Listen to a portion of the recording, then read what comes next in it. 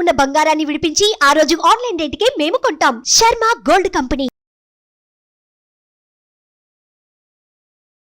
Hi, welcome to our channel. ఈరోజు మనతో పాటు ఉన్నారు జ్యోతిష్య వాస్తు పండితులు, జ్యోతిష్య వాస్తు శిక్షణ నిపుణులు బ్రహ్మశ్రీ నానాజీ పట్నాయక్ గారు. నమస్కారం గురువు గారు. శ్రీమాత్రే నమః. సార్, మే 8వ తేదీన అమావాస్య రాబోతుంది. ఈ అమావాస్య ప్రత్యేకత ఏంటి? మనము ప్రతి అమావాస్యకి ఒక వీడియో చేస్తుంటాం. జనాలు ప్రతి అమావాస్యని చేస్తుంటారు. చాలామంది అడుగుతుంటారు కూడా, ఈ అమావాస్య ప్రత్యేకత ఏమిటి, నెక్స్ట్ అమావాస్య ప్రత్యేకత ఏమిటి ఏంటని. అసలు మీకు ఫస్ట్ ఆఫ్ ఆల్ వాళ్ళందరికీ నేను చెప్పబోయేది ఏంటంటే, అసలు అమావాస్య ఎందుకు చేసుకుంటాము. కొంతమందికి అవగాహన ఉంది దీని మీద, బట్ అమావాస్య ఎందుకు చేసుకుంటామని తెలియాలి. ఎప్పుడైనా గుర్తుపెట్టుకోండి, కాలంలో జరిగేటువంటి మార్పులు ఒక్కొక్క తిథిని బట్టి ఒక్కొక్క ఎనర్జీ ఎక్కువగా ఉంటుంది తిథిలో. అమావాస్య తిథికి ప్రేతానికి సంబంధించిన ఎనర్జీ, సోల్స్కి సంబంధించిన ఎనర్జీ ఓవర్గా ఉంటుంది, చాలా ఎక్కువగా ఉంటుంది. అమావాస్య నాడు ఎవరైతే ఇంట్లో పర్టికులర్గా అమ్మవారికి సంబంధించినటువంటి పూజ చేసుకుంటారో ఇంట్లోకి నెగటివ్ ఎనర్జీ ఎంటర్ అవ్వడం అనేది జరగదు. గుర్తుపెట్టుకోండి. ఏం చేయాలి, వాళ్ళ స్తోమతను బట్టి చేసుకోవచ్చు.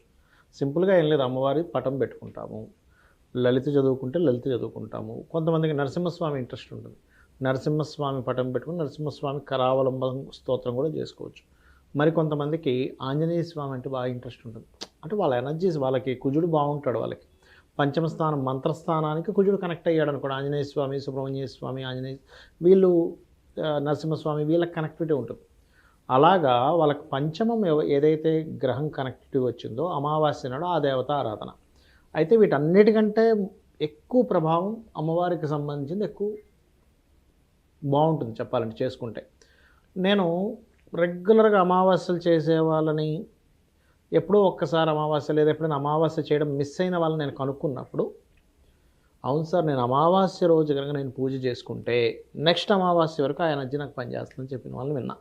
ఓకే, ఏంటి, ఏం పని చేసింది నీకని అడిగాను నేను చాలామందిని. అడిగితే లేదు సార్, అమావాస్య రోజు పూజ ఏదో మర్చిపోయాను, ఆ రోజు నేను చూసుకోకపోవడమో లేకపోతే ఏదో ఊరు వెళ్ళడం ఏదో జరిగింది, సర్లే మిస్ అయిపోయిందని అనుకున్నప్పుడు ఆ నెలంతా కూడా నాకు ఏదో ఒక ఆటంకం రావడం, ఎవరో ఒకరితో గొడవలు అవ్వడం, లేకపోతే ఏదో ఒక నెగిటివ్ ఎనర్జీ నాలో ఉందేమో అనిపించడం, నీరసంగా అనిపించడం, ఇవన్నీ జరిగాయి. నేను ఎప్పుడైతే భక్తి శ్రద్ధలతో నేను ఇంట్లో అమావాస్య రోజు అమ్మవారికి సంబంధించిన పూజ చేసుకున్నానో, మరలా తిది మళ్ళీ నెక్స్ట్ అమావాస్య వచ్చేసరికి నాకు చిన్న చిన్న వస్తున్నాయి, ఇబ్బందులు రావట్లేదు, కానీ నేను తట్టుకోగలుగుతున్నాను అనేటువంటిది నేను చాలామంది నోటి నుంచి ఉన్నా. అందుకే మనం ఎంతో కాలంగా మనం అమావాస్యకి సంబంధించి ఖచ్చితంగా చేస్తున్నాను.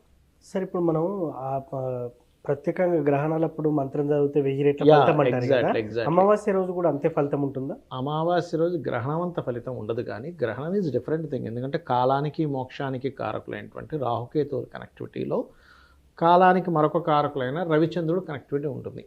కాబట్టి కాలము ఒక స్థితిలోకి వచ్చినప్పుడు మీరు మంత్రం చదువుతున్నారు, ఆ మంత్రం యొక్క శక్తి 1000 రెట్లు పెరుగుతుంది అప్పుడు.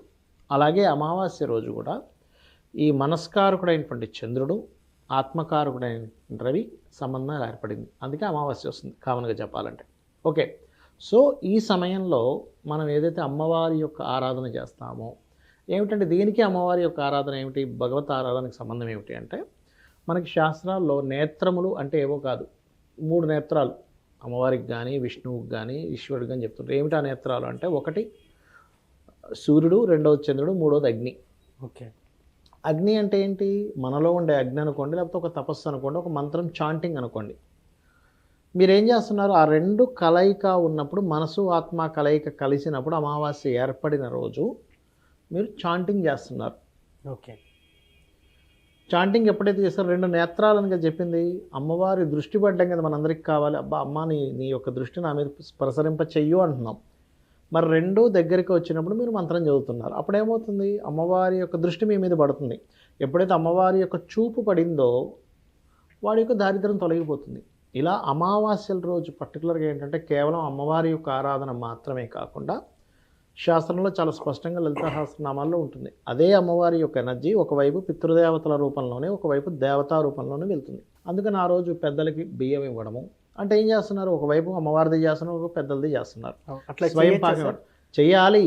అంటే ఇప్పుడు అమ్మవారిది చేస్తే అది చెయ్యొద్దు అని కొంత చి, చి, చి. గ్రామాల్లో నానుడి ఉంటుంది. అట్లా ఏమి లేదు. ఇప్పుడు మనకి చూడండి సంవత్సరీకాలు చేస్తుంటాం, ఆబ్దికాలు చేస్తుంటాం కదా. అంటే ఒకవైపు చనిపోయిన వాళ్ళని మొక్కుతూనే మరోవైపు దేవత ఆరాధన రెండు చేయొచ్చు పక్క అనేది పక్కన పెట్టుకోవడం కాదు. దూరం పెట్టుకున్నప్పటికీ కూడా. అయ్యో భలేవారే, ఒకే ఎనర్జీ రెండు రకాలుగా ఉందండి. ఓకే. ఇప్పుడు క్షీరసాగరం అదనం చేశారు, అదేంటంటే రాక్షసులు దేవతలు కలిసి చేశారేంటి అంటే ఇద్దరు కలిస్తేనే పని అవుతుంది. అట్లాగే శాస్త్రంలో చాలా స్పష్టంగా అమావాస్య రోజు మీరు సాయంత్రం పూట అమ్మవారి ఆరాధన చేయండి, ఉదయం పూట స్వయం పాకం ఇవ్వండి అని చెప్పింది శాస్త్రం. ఓకే. సాయంత్రం పూట చేసే అమ్మవారి ఆరాధన మరింత ఫలితం ఇస్తుంది. ఆఫ్టర్ ఈవినింగ్ తర్వాత మీకు ఈ ప్రేత అంటారు మనకు, యాక్చువల్గా ప్రేతలు కానీ ఆత్మలకు సంబంధించినటువంటిది కానీ నెగటివ్ ఎనర్జీ అమావాస్య రోజు ఎక్కువగా ఉంటుంది. ఓకే. ఆ ఎక్కువగా ఉన్నటువంటి ఎనర్జీ ఏం చేస్తుందంటే ఎవరికైనా లగ్నం వీక్గా ఉందనుకోండి, లగ్నం వీక్గా ఉండంటే వాళ్ళు పుట్టినప్పుడు ఉన్నటువంటి సమయం ఏదైతే ఉందో ఆ సమయంలో ఉన్నటువంటి లగ్నము పాపగ్రహ సంబంధం కలిగి లేకపోతే కొంచెం వీక్గా ఉన్నప్పుడు ఇవి వాళ్ళ మీద ప్రభావం చూపిస్తాయి.